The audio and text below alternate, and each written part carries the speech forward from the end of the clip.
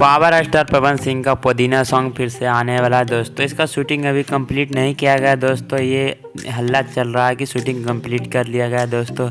इसी बीच बात करें, खुद रवि पांडे ने बताया अपने सोशल मीडिया अकाउंट से कि अभी इसका शूटिंग स्टार्ट ही किया गया दोस्तों। ये इसी बीच बात करें तो रवि पांडे ने खुद डायरेक्टर अपने सोशल मीडिया पे एक वीडियो पोस्ट किया दोस्तों, जिसमें देख सकते हैं कि उसने वीडियो बनाया। पीछे यहाँ पे देख सकते हैं शूटिंग का कार्य चल रहा है दोस्तों, क्योंकि इसका अभी शूटिंग कंप्लीट नहीं किया गया, इसका शूटिंग अभी स्टार्टिंग किया गया दोस्तों।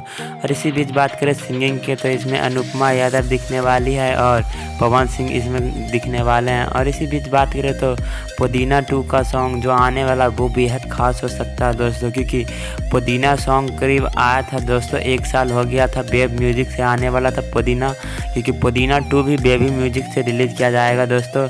क्योंकि पुदीना सॉन्ग जो था वो 364 मिलियन व्यूज़ गया था दोस्तों, क्योंकि पूरा वर्ल्ड में बजा था पुदीना सॉन्ग दोस्तों।